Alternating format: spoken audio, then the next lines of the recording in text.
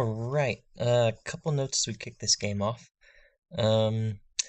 You'll notice there's a minor issue with the resolution in this game. It popped up in some of my earlier videos, so you should be able to see everything in the game itself okay, but some of the font is hard to read.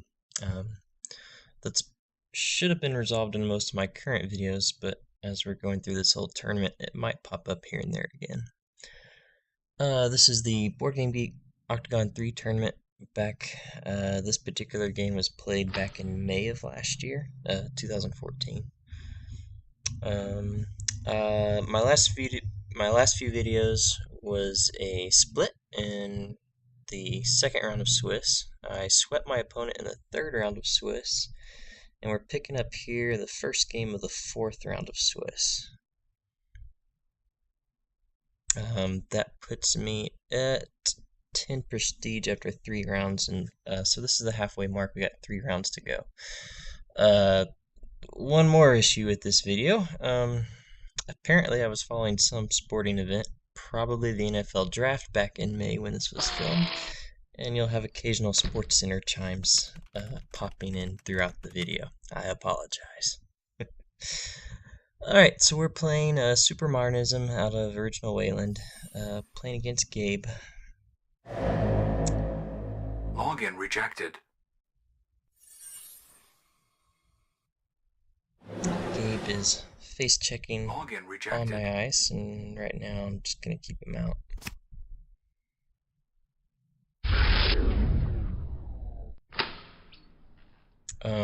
My first turn there, I used an anonymous tip. I'm a big proponent of anonymous tip over Jackson Howard in the Supermodernism decks. Just for the early game rush that you're looking for, you want that straight up draw power, and you typically don't need the recursion that Jackson Howard offers, although it does save you from agenda flood, which it wouldn't hurt right now.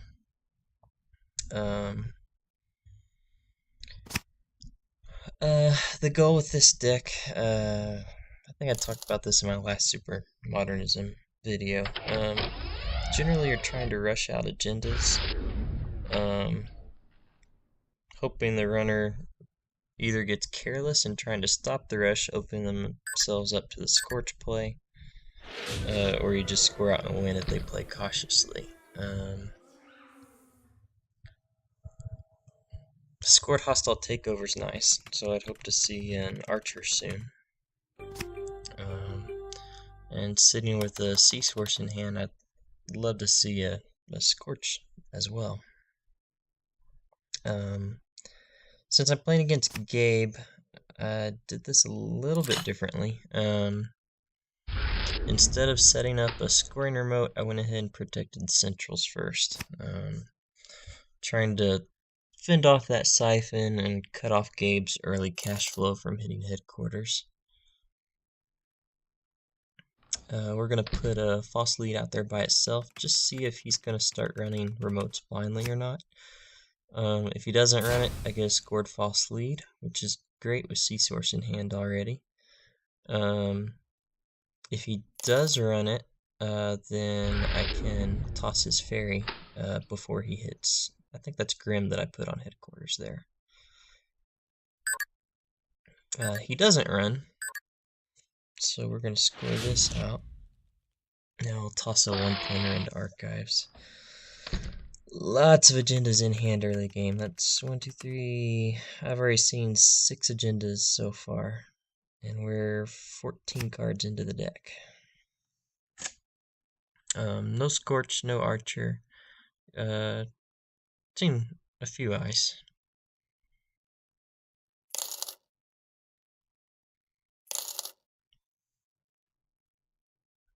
He did go ahead and get a Plascrate out there, so the nice thing about false lead in this deck is if he hits a snare, then we can forfeit. If he hits a snare on the first or second click, second click, we can forfeit the false lead, stick him with the tag, and with the card loss, we'll be able to double Scorch him even through the Plascrate.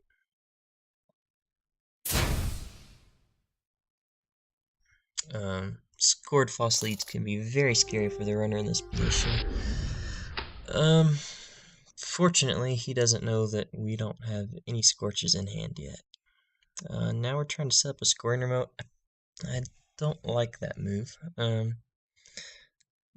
don't know what I was doing there. Put two ice walls over each other. The hope is he doesn't have a corroder in hand. And really we're just using that for, well, he's playing Snowball. So the second ice wall was just inside job protection, trying to get the score. There's really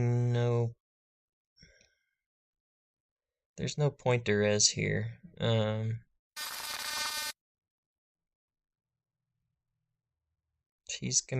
already got one bad publicity. Since he put down the barrier breaker, he's gonna get through.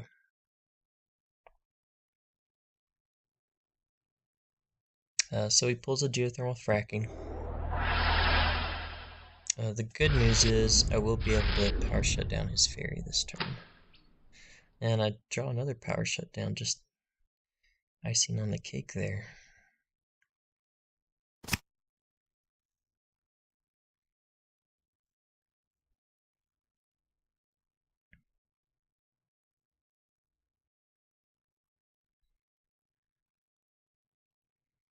So we power shut down for 0 to get rid of ferry. I'll make our Grim in front of headquarters useful again. And we got another Grim here, which we'll probably use to set up a scoring remote. To further establish the scoring remote there. I think the only reason that second ice wall was there was to prevent the inside job last turn. I should have trashed that either one of those ice walls and just had the Grim as the second piece in the outermost. I'm not too worried with all the agendas we've got on the table. I'm not too worried about the agendas in R&D right now. They should be fairly sparse. Grim outside that quandary would not have been a bad play either.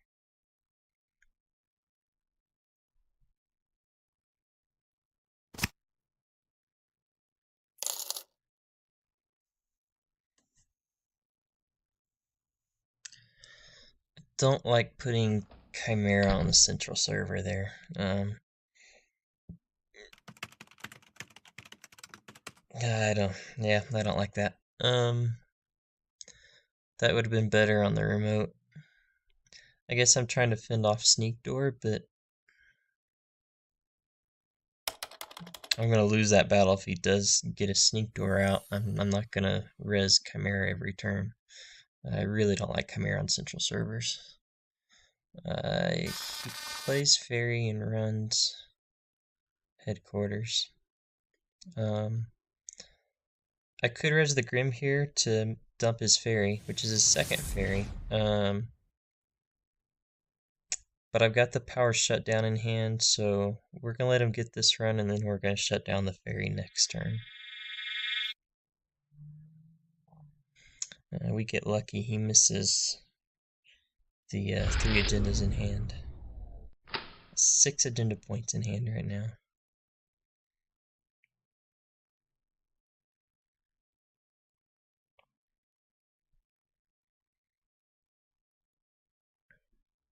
I think I missed it on the commentary, but I believe he special ordered a knight earlier, so we are looking at another variant of Knight and Gabriel.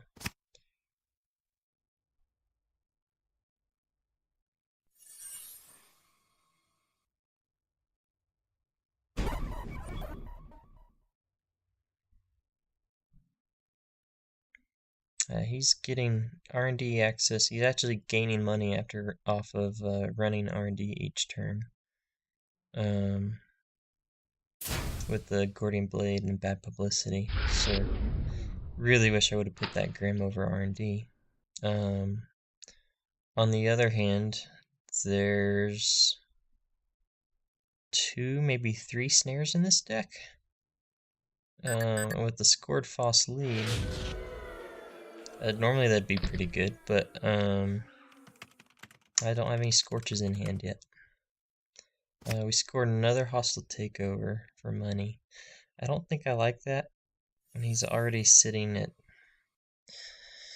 at this point, I've got the Beanstalk Royalties in hand. I don't really need the money. He's got plenty of money. All I'm doing is giving him more credits for each run.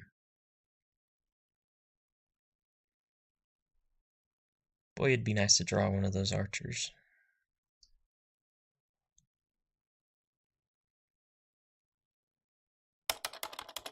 There's fairy number 3. So I think we res the Grim here because he's out of fairies once we do that. And that's going to hamper his ability to hit the rest of the servers. At least any of my other sentries. Any of my other servers with sentries protecting them. He does use the fairy there. So he is out of fairies. And if it's a typical Gabe deck, he doesn't have any way to bring those back.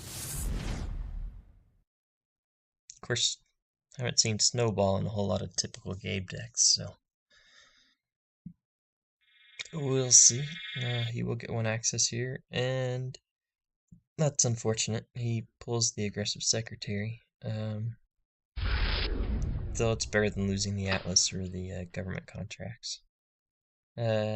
Actually, that's the cleaners. So we got money for days here. We'll probably take money this turn, and then we get an agenda prepped in that server. Start advancing it out. Because right now, we're assuming he doesn't have a way of breaking sentries.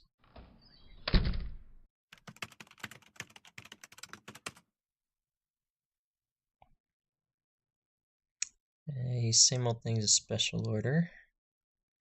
Oh, that hurts. He's got a very big sentry breaker. Man.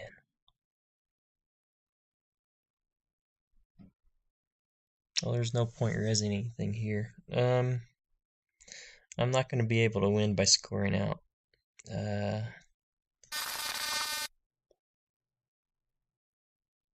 With that sentry breaker and 3 bad publicity, he can break anything. He can get into just about any server he wants and make money off of it right now. I'm gonna have to find a way to bait him into a trap to win this game, and well, I don't have any Scorched Earth, so if I bait him into a snare or something, there's really no payoff for me with it. He pulls a 3-pointer out of the remote. So that puts us, I'm down 5-3 now. Got another quandary, which is pretty useless at the moment.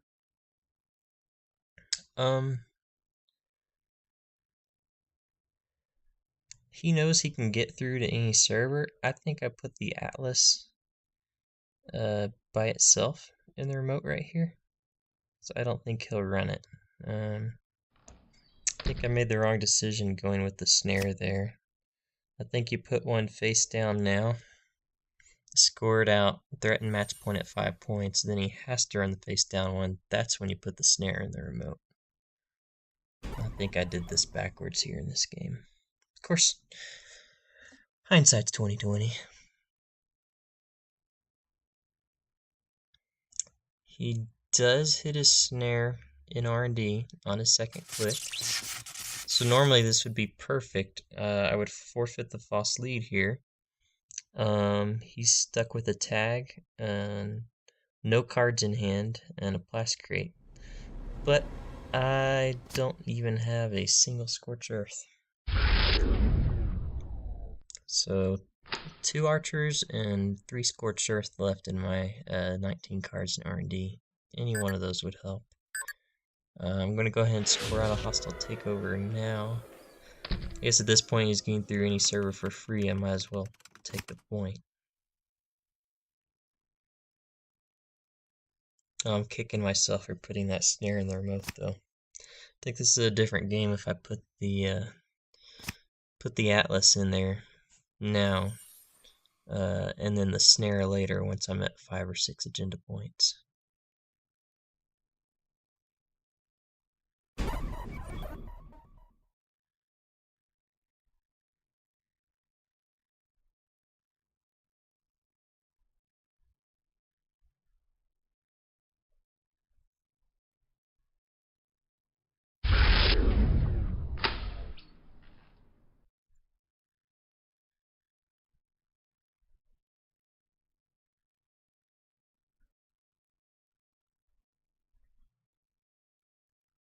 If I put something down and advance it, he might not go for it since he saw the aggressive secretary earlier.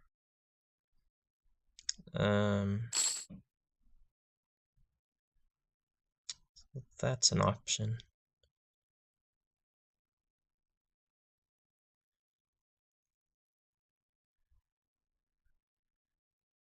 And I think there's no reason for him not to hit that now. With me trashing the last card and seeing a snare in R&D, he's probably assuming that's not a third snare. He's probably going to run that, and that's the points he needs to win the game.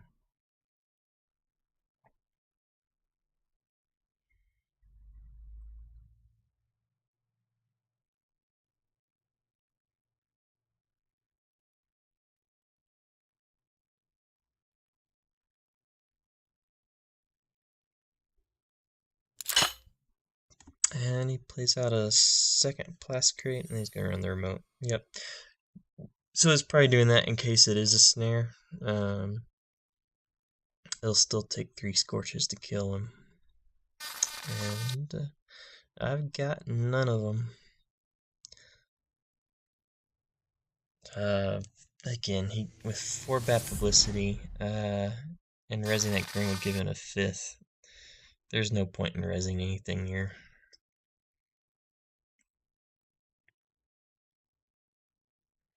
Yep, that'll be game.